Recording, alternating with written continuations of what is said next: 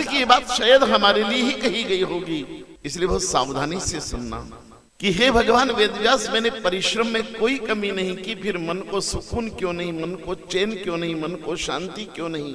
ये मन चंचल, बेबस, उदास सा, हताश सा, निराश सा जागता रहता है रात भर, ऐसा क्यों?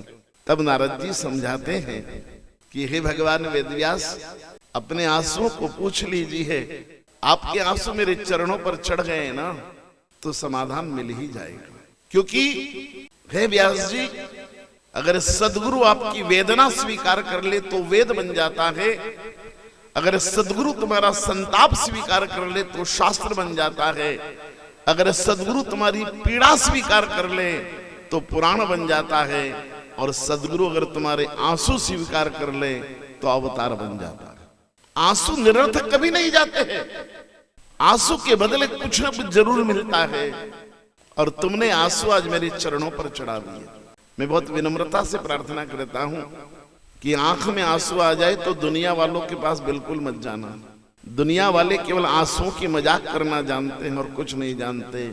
आंसू आ जाए तो या तो सदगुरु के चरणों पर चढ़ा देना, या तो संत न मिले तो भगवंत के चरणों पर चढ़ा देना, या तो सदगुरु के चरणों में बैठकर रो लेना, और सदगुरु ना मिले तो किसी मंदिर की सीढ़ी पर बैठकर रो लेना। भगवान के चरणों में चढ़ाए आंसू कभी निरर्थक नहीं जाते। इसलिए व्यास जी, आपका समाधान मिलेगा। क्या बताइए? बोले आपने जो आज तक काम किया है, इतनी मेहनत की आपने, इतनी मेहनत की, लेकिन ये सब मेहनत आपको शांति नहीं दे सकती। बोले क्यों? बोले आपने अभी तक जितना परिश्रम किया है वो केवल 4 पुरुषार्थ के लिए किया है, धर्म, अर्थ, काम और मोक्ष। ये 4 पुरुषार्थ सब दे सकते हैं, लेकिन ये 4 पुरुषार्थ मन को शांति नहीं दे सकते। ये आप जितना धर्म धर्म धर्म इतना जयकार करते हो ना, धर्म की जय हो, अधर्म का नाश हो, मुझे क्षमा करना, एक दिन शांति चाहिए तो इसी धर्म को छोड़ना पड़ेगा। मैं नहीं कहता, भगवान कृष्ण ने कहा है अर्जुन को सर्वधर्म परित्यज्य। ये अर्जुन शांति चाहता है ना तो सबसे पहले धर्म छोड़ो। तो धर्म में बड़े लफड़े हैं यार, हमारा नाम नहीं लिया, इनसे अच्छी भागवत हम करा देंगे। उनने क्या भागवत कराई, उनने क्या मंदिर बनवाया, उन्होंने क्या यज्ञ कराया, हमारा यज्ञ देखते। धर्म में बहुत अशांतियां हैं। अरे उनने क्या दान दिया, दान तो हम देंगे। धर्म में शांति नहीं है। धर्म से पुण्य मिलता है, धर्म से प्रतिष्ठा मिलती है, धर्म से पुत्र मिलता है, धर्म से पौत्र मिलता है, धर्म से स्वर्ग मिलता है। लेकिन क्षमा करना, इस ब्राह्मण को बहुत खरा बोलता हूं, धर्म से कभी शांति नहीं मिलती। सबसे ज्यादा अशांति खड़ी की है तो धर्म ने की। जितने झगड़े हैं ना, बुरे बुरे लोगों में तो झगड़े अधर्म से होते हैं, ये बड़े बड़ों में झगड़े धर्म के हुए हैं। मंदिर के अध्यक्ष बनने के चक्कर में झगड़े हुए हैं। ये धर्म के झगड़े कम थोड़ी हैं, धर्म ने अशांति कम थोड़ी पैदा की है। आज देश भर में धर्म के झगड़े, वो कहते तुम हमारा धर्म स्वीकार कर लो, हम कहते तुम हमारा धर्म स्वीकार कर लो। वो कहते नहीं हमारा ही धर्म अच्छा है, वो कहते नहीं हमारा धर्म अच्छा है। ये जितने झगड़े हैं धर्म के झगड़े हैं। बहुत सावधानी से सुनना, भगवान कृष्ण ने यूं ही नहीं कहा था अर्जुन को सर्वधर्म परित्यज्य।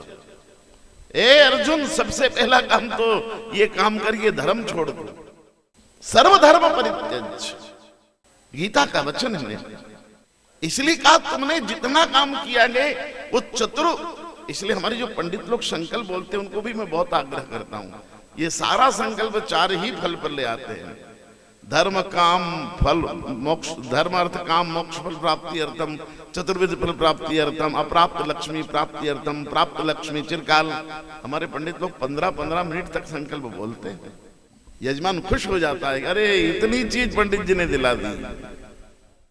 लेकिन संकल्प में ज्यादा खुश मत होइए। संकल्प में क्या बोला जाना चाहिए यहीं से भागवत आरंभ है, बस वहां तक भागवत आपको ले जाएगी। वेदव्यास जी ने कहा इतना जो कुछ किया तुमने अब तक केवल 4 पुरुषार्थ के लिए किया है।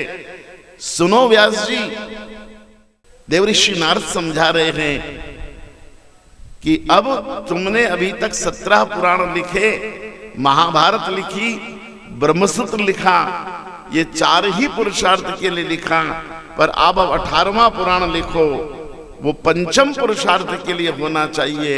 और वो पंचम पुरुषार्थ जब तक नहीं आएगा तब तक शांति नहीं मिलने वाली। व्यास जी ने पूछा कि हे नारद जी बताओ वो पंचम पुरुषार्थ क्या है, वो 5वां पुरुषार्थ क्या है। तब नारद जी समझाते हैं कि सुनो व्यास जी, पंचम पुरुषार्थ को समझाने के लिए मैं आपको गंगा के तट पर ले चलता हूं। और वो सरस्वती नदी से उनको ले गए कहानी में गंगा के किनारे तक, और मैं नेवज मां के तट से आपको ले चलता हूं गंगा के किनारे। बोलो निर्विंध्या मैया की